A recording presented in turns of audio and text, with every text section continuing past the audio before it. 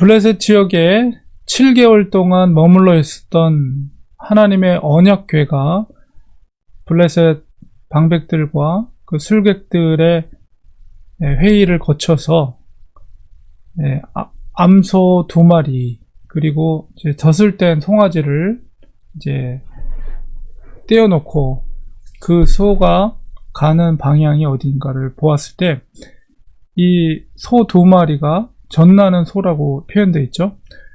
그대로 좌우 보지 않고 베스메스를 향해서 울면서 그대로 이동하게 되었습니다. 또 그것을 블레셋 방백들이 쫓아가면서 지켜보고 있는 것을 보게 됩니다. 베스메스 경계선까지 따라가서 진짜 이 언약궤가 베스메스로 가고 있는지를 끝까지 이제 확인을 한 거죠. 그리고 이제 경계를 넘어서서 베스메스로 들어갔을 때 베스메스에 있는 사람들이 이제 밀을 베고 있었는데 궤가 사람은 없고 소 2마리가 이 언약궤를 끌고 이렇게 오는 것을 지켜보았어요. 얼마나 깜짝 놀랐겠어요. 7개월 동안 블레셋에 빼앗겼던 그 언약궤가 다시 돌아오는 것을 보았을 때 사람들 아마 깜짝 놀랐을 거예요. 근데 이 베스메스로 하나님께서 언약궤를 베스메스로 이동시킨 것은 결코 우연이 아니다. 우리가 이동 경로를 보면 원래 실로에 있었던 곳이 아벡으로, 아스돗으로, 아스돗에서 가드로, 에그론으로, 그 다음에 베스메스로 이제 옮겨가게 됩니다. 그래서 베스메스에서 여호수아의 밭, 베스메스 사람 여호수아의 밭, 큰 돌 있는 곳에서 이 소들이 멈춰서게 됐어요. 사람들이 왔겠죠. 그래서 그들이 행한 것은 뭐냐면 놀랍게도 그 수레를 한 번도 사용하지 않은 수레에 나무로 만든 거죠. 그 수레를 쪼개서 그것을 제물로 삼을 수 있는 나무로 삼고 그 암소 2마리를 번제물로 그 자리에서 그 큰 돌 위에다가 이제 언약궤를 올려놓고 이런 일들을 하게 됩니다. 그런데 하나님께서 이 베스메스로 옮기게 하신 것에 대해서 우리 성경을 찾아보니까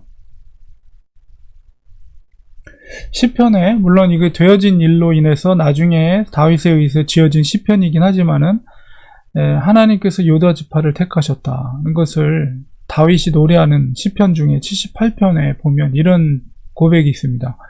요셉의 장막을 버리시며 에브라임 지파를 택하지 아니하시고, 이것은 뭐냐면 실로가 바로 에브라임 산지예요. 에브라임은 바로 요셉의 2 아들 중에 한 명이죠. 에브라임과 므낫세. 그 요셉의 장막에 원래 에브라임 지파의 실로에 있었던 법궤를 택하지 않았다는 것은 법궤를 옮기셨다는 거예요. 어디로?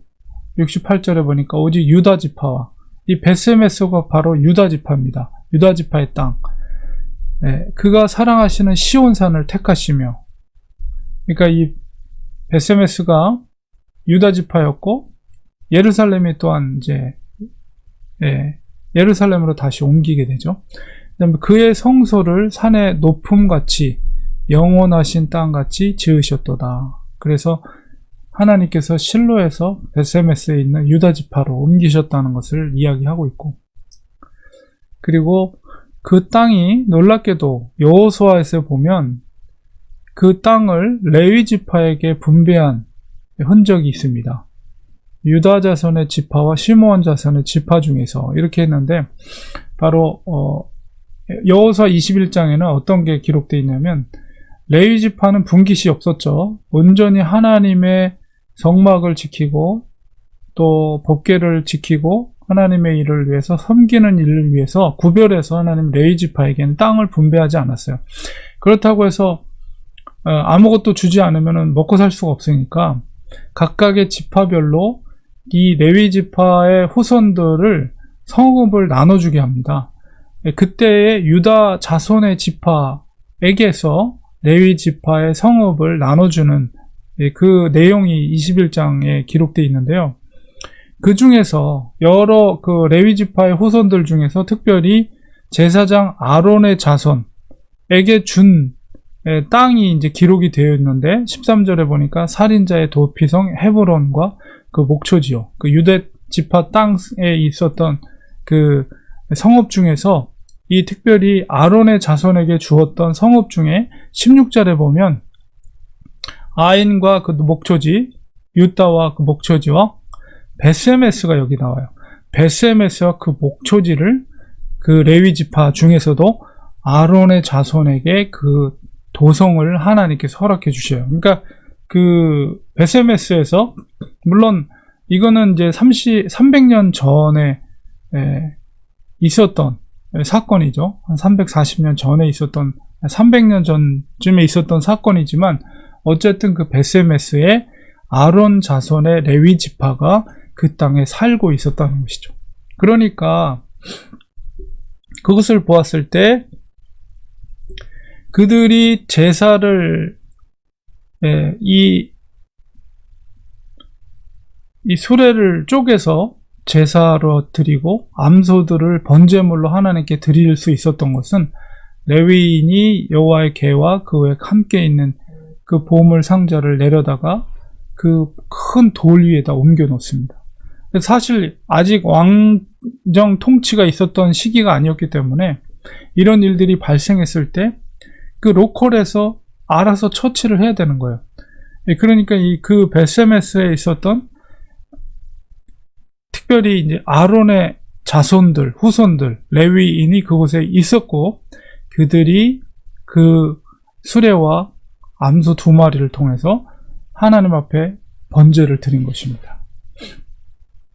그리고 이 광경을 블레셋 5 방백이 보고 그들이 에그론으로 다시 돌아가게 되는데 이 제사를 통해서 우리가 전에 제가 말씀드린 것처럼 다시는 언약궤가 실로로 에브라임 산지로 가지 않고 유다 지파의 땅에 머물게 되었고 특별히 그 처음으로 제사를 번제를 드린 것은 바로 이 아론의 후손들이 그것을 드리게 되었다.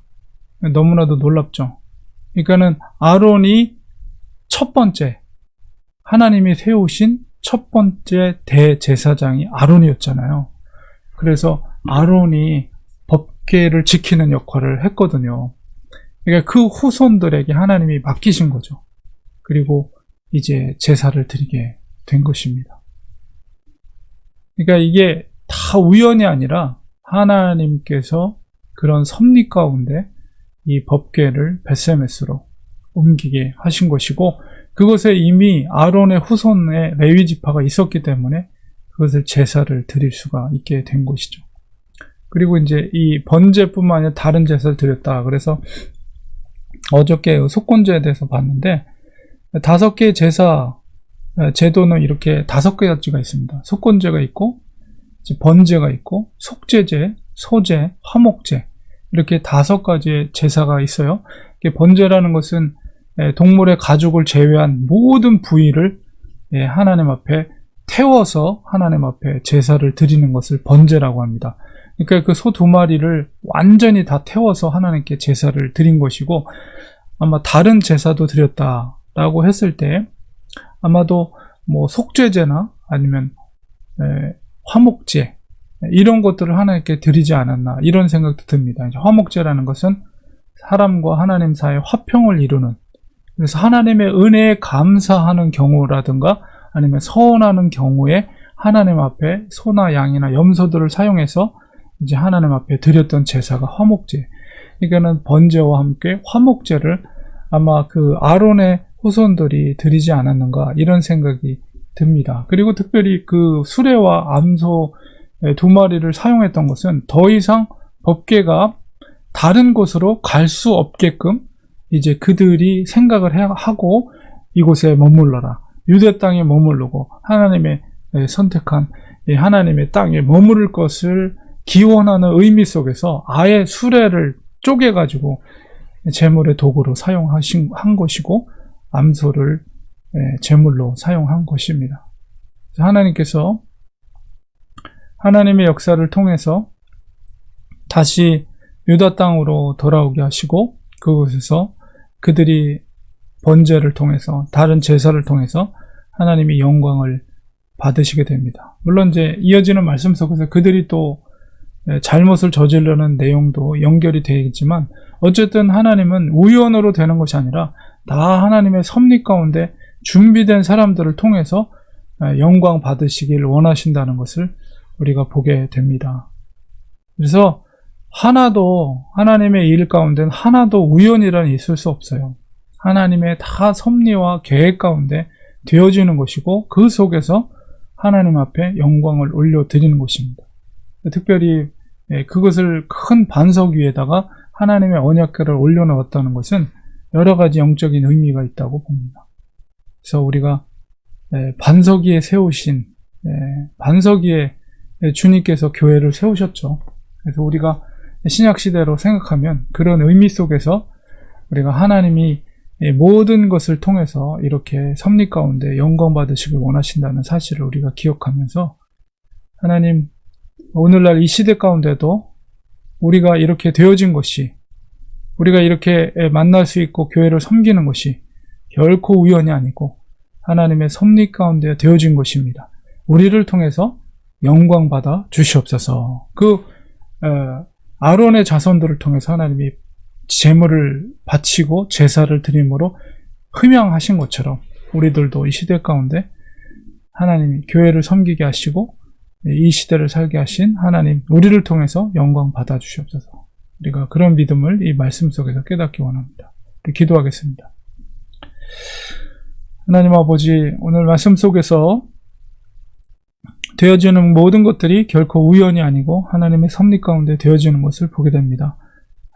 하나님의 언약궤가 이제 에브라임 산지에서 유다의 지파의 땅으로 오게 되었고 이제 다윗의 혈통에 의해서 영광 받으시기 원하시기 때문에 하나님 벳세메스로 특별히 아론의 후손이 살고 있던 땅으로 하나님이 오게 하셨습니다. 하나님 이 모든 것들이 하나님의 섭리임을 고백합니다.